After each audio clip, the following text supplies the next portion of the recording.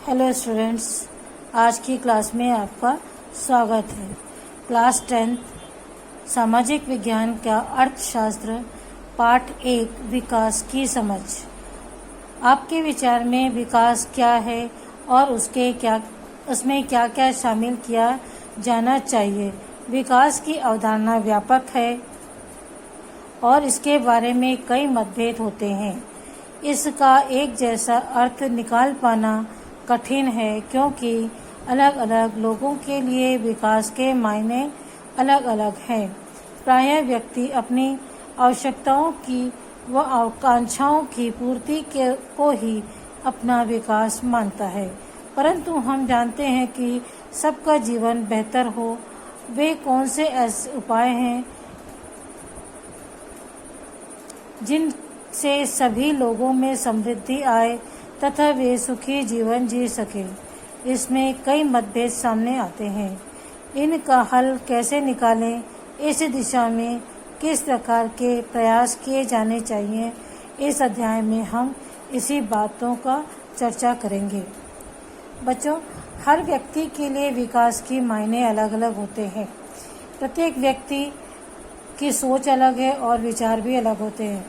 इसीलिए कोई व्यक्ति अपनी आवश्यकताओं की पूर्ति को ही अपना विकास समझता है, कोई अपने परिवार की उन्नति को अपना विकास समझता है, जबकि कोई अपने समाज, देश, राज्य की उन्नति को ही अपना विकास मानता है। व्यक्तिगत तौर पर हम अपने भौतिक आवश्यकताओं की पूर्ति और उन्हें एकत्र करने को ही अपना विकास समझते हैं, परंतु हम जिस विकास की बात कर रहे हैं वह सार्वजनिक विकास है, जिसमें सभी का विकास हो सके। प्रत्येक व्यक्ति के लिए विकास के मायने अलग हो सकते हैं, किंतु देश का और समाज के विकास के लिए या अपने राज्य के विकास के मायने सदा एक ही होता है कि अपने देश की, अपने राज्य की उन्नति करना और उसे आगे ले जाना। इसके लिए अलग अलग दृष्टिकोण होते हैं लोगों के और उन्हें बढ़ाने के, अपने देश को आगे बढ़ाने के लिए अलग अलग विचार हो सकते हैं। विकास विभिन्न लोगों की दृष्टि में, आप यहाँ एक तालिका देख रहे हैं जिसमें विभिन्न लोगों के नाम लिखे हुए हैं और विकास के लक्ष्य और आकांक्षाएं भी लिखी हुई हैं। इसमें यहाँ हम देखते हैं दिहाड़ी मजदूर, उद्योगपति, कॉलेज की छात्रा, एक शिक्षित बेरोजगार जैसे इंजीनियर या महिला खेत मजदूर। सभी लोगों के विकास के मायने जो हैं वह अलग अलग हैं। एक दिहाड़ी मजदूर चाहता है कि उसे वर्ष भर काम मिले, मजदूरी अच्छी मिले और उसके बच्चों को मजदूरी न करनी पड़े, अर्थात उन्हें अपने बच्चों के लिए एक अच्छी शिक्षा चाहते हैं। उद्योगपति चाहता है सस्ती कीमत पर उसे कच्चा माल प्राप्त हो और सड़क, बिजली व्यवस्था, शांतिपूर्ण वातावरण जो कि उद्योगों के लिए आवश्यक होता है, यह सब एक उद्योगपति चाहता है। कॉलेज की छात्रा जो हैं वह चाहते हैं कि बेहतर उन्हें शिक्षा के और रोजगार के अवसर प्राप्त हों, लड़कों के समान स्वतंत्रता और समानता प्राप्त हो और सुरक्षा भी प्राप्त हो। कॉलेज की छात्रा यह चाहती है कि उसे शिक्षा के साथ साथ स्वतंत्रता और सुरक्षा भी प्रदान की जाए या मिले। एक शिक्षित बेरोजगार है, वह रोजगार चाहता है, बेरोजगार है वह उसे रोजगार चाहिए। ऐसे अपनी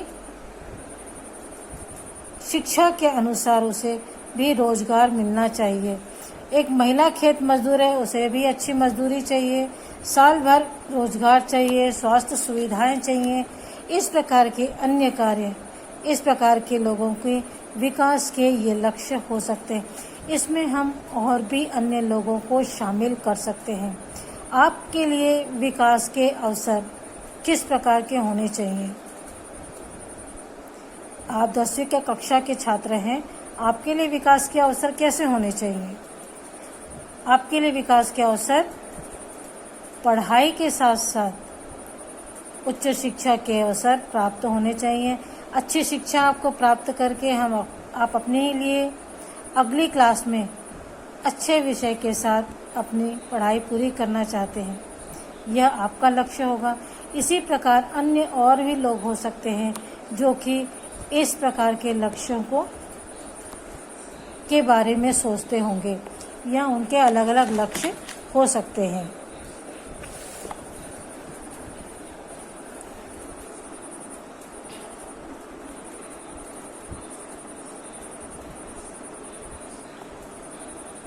ये एक चित्र देख रहे हैं आप लोग, इसमें दिया है इनकी क्या आकांक्षाएं हो सकती हैं। एक रिक्शा है और एक व्यक्ति है, रिक्शा में बैठना चाहता है, रिक्शा को रोकता है, वह उससे मोलभाव करता है कि कितने में लेके जाएगा। रिक्शा वाला अधिक कीमत मांगता है और जो बैठने वाला व्यक्ति है वह उसे कम कीमत पर मांगता है। 17 जो तालिका हमने अभी देखी उसमें हम देखते हैं कि प्रत्येक व्यक्ति की आकांक्षाएं और विकास के जो लक्ष्य हैं वह अलग अलग हैं। एक छात्रा जो शिक्षित होना चाहती है वो शिक्षा के लिए बेहतर अवसर चाहती है, रोजगार की सुविधाएं भी चाहती है। इसके अतिरिक्त वह स्वतंत्रता और सुरक्षा भी चाहती है। इसी प्रकार जो उद्योगपति है वह सस्ता कच्चा माल चाहता है, जिससे कि वह उद्योगों में लागत कम हो सके। परंतु कभी कभी इस प्रकार की आकांक्षाओं में परस्पर विरोध की स्थिति भी उत्पन्न हो जाती है। जैसे एक लड़की उच्च शिक्षा प्राप्त करके अफसर बनने की उम्मीद रखती है, हो सकता है उसके अभिभावकों को यह पसंद ना हो। इसी प्रकार एक उद्योगपति अपने द्वारा उत्पादित वस्तु को अधिक मूल्य पर बेचकर लाभ कमाना चाहता है। वहीं एक उपभोक्ता की इच्छा अच्छी व सस्ती वस्तुएं प्राप्त करने की होती है। कभी कभी बच्चों हमारे और सामने दूसरे व्यक्ति की इच्छाओं में या विकास की अवधारणा में विरोधाभास भी उत्पन्न होता है। जैसे आपने इस पैराग्राफ में देखा कि एक लड़की उच्च शिक्षा प्राप्त करके अफसर बनना चाहती है, किंतु यह संभव है कि उसके माता पिता उससे को यह पसंद ना हो। इसी प्रकार एक उद्योगपति जो है वह अपनी उत्पादित वस्तु को अधिक कीमत पर बेच करके लाभ कमाना चाहता है, तो वही उपभोक्ता जो है कम कीमत पर अच्छी वस्तु खरीद कर उसका उपयोग करना चाहता है। हमारे जीवन में इस प्रकार के विरोधाभास होते रहते हैं या देखने को भी मिलते हैं। उपरोक्त बातों से स्पष्ट है कि व्यक्ति अपने परिवार के विकास के हितों के रक्षा हेतु कई प्रकार की आकांक्षाएं रखता है।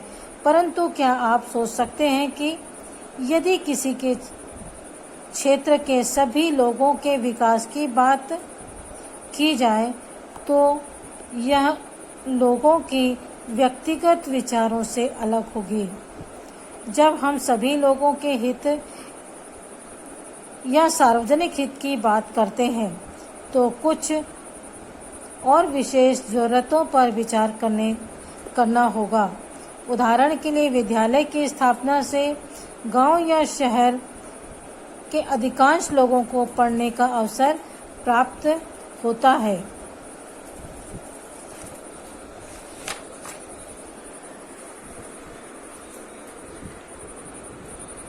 पढ़ने के नहीं मिल पा रहा, जिनको पढ़ने नहीं मिल पा रहा था, वह इन सुविधाओं की सार्वजनिक पहुंच सुनिश्चित करने के लिए निःशुल्क शिक्षा,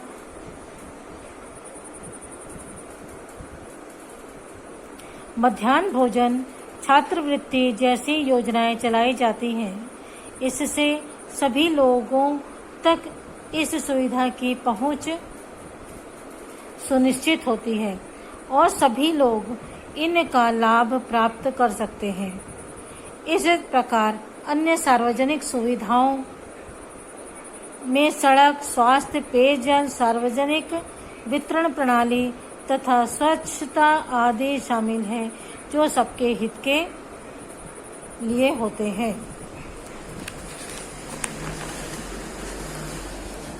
उपरोक्त बातों से स्पष्ट होता है कि प्रत्येक व्यक्ति अपने व परिवार के विकास के हितों की रक्षा के लिए सोच समझ के सारे कार्य करता है, किंतु किसी क्षेत्र के सभी लोगों के विकास में और व्यक्तिगत विकास में अलग अलग बात होती है। उसमें व्यक्तिगत विकास और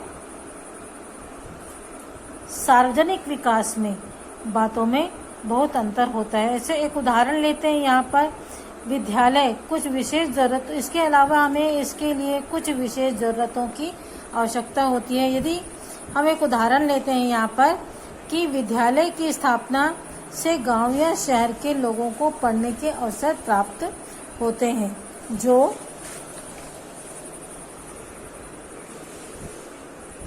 पहले नहीं मिल पा रहा था। इन सुविधाओं से सार्वजनिक पहुंच सुनिश्चित करने के लिए यहाँ पर मध्याह्न भोजन, निशुल्क शिक्षा, छात्रवृत्ति आदि योजनाएं चलाई जाती हैं, जिससे कि लोग पढ़ने के लिए विद्यालयों की ओर आकर्षित हों। ऐसे ही कुछ अन्य सुविधाएं हैं, जैसे पेयजल, सड़क, स्वास्थ्य, सार्वजनिक वितरण प्रणाली, स्वच्छता, ऐसे कुछ और उदाहरण सार्वजनिक विकास के लिए आवश्यक है। शिक्षा के अलावा सड़क का है, सार्वजनिक सड़क होती है जो कि लोगों के, प्रत्येक लोगों के कार्य के काम में आती है। जो स्वास्थ्य है, जो स्वास्थ्य संभाग विभाग के द्वारा संचालित होता है। पेयजल है, सार्वजनिक वितरण प्रणाली है और स्वच्छता, ये ऐसे कुछ अन्य उदाहरण हैं जो कि सभी व्यक्ति इसमें शामिल होकर के कार्य कर सकते हैं या विकास की ओर अग्रसर हो सकते हैं। सार्वजनिक हितों को समझने का प्रयास करें। कोई एक गांव है, उस गांव में आने जाने के लिए एक पगडंडी थी। सामान्य दिनों में आवागमन में कोई खास परेशानी नहीं होती, परंतु बारिश के समय रास्ता पूरी तरह कीचड़ में तब्दील होकर बंद हो जाता था।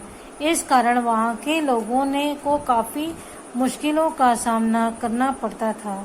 कुछ लोगों को विचार आया कि क्यों न इस पगडंडी की जगह पक्की सड़क बना दी जाए। उस पगडंडी से लगी हुई जमीन के कुछ भूस्वामी पक्की सड़क बनाने हेतु अपनी जमीन देने को तैयार हो गए, पर वहीं कुछ और लोगों ने इससे इनकार किया। जब इस मुद्दे पर ग्राम सभा की बैठक बुलाई गई और विस्तृत चर्चा की गई, तो अंततः सभी भूस्वामी सार्वजनिक हित को देखते हुए अपनी भूमि देने को तैयार हो गए। इस प्रकार सड़क बनने से सभी लोगों का विकास को लाभ मिल पाया। बच्चों, कभी कभी ऐसा होता है कि हम सार्वजनिक उपयोग के लिए अपनी संपत्ति भी हमें देनी पड़ती है। जैसा कि आप इस उदाहरण में देख रहे हैं कि लोगों की सार्वजनिक सुरक्षा, सार्वजनिक हित के लिए एक सड़क बनाने का निर्णय लिया गया, जो कि बरसात के समय में वहां पर आने जाने में परेशानी हो रही थी। जो सड़क के किनारे रहने वाले लोग थे, उन्होंने कुछ ने अपनी इच्छा से, स्वेच्छा से अपनी जमीन पक्की सड़क बनाने के लिए दे दी, लेकिन कुछ लोगों ने इनकार किया। तो बाद में सभा में इस विषय पर जब चर्चा की गई, तो उन्होंने अंततः बाद में अपनी जमीन देने को तैयार हो गए और इस प्रकार पक्की सड़क बन गई, जिसका लाभ सभी को मिल पाया। अर्थात कहने का मतलब, इस उदाहरण में कहने का अर्थ यह है कि यदि हमें अपने समाज की सुरक्षा का भी विकास करना है, तो कभी कभी अपनी निजी संपत्ति का भी दान देना पड़ता है, स्वेच्छा से उसे देना पड़ता है। कुछ लोग इस बात से इनकार भी कर सकते हैं, परंतु सार्वजनिक हित के लिए, सार्वजनिक विकास के लिए जो आवश्यक है उसे अवश्य किया जाना चाहिए। ठीक है, आज की क्लास में इतना ही। अगले वीडियो में इसके आगे बताएंगे। Okay, bye.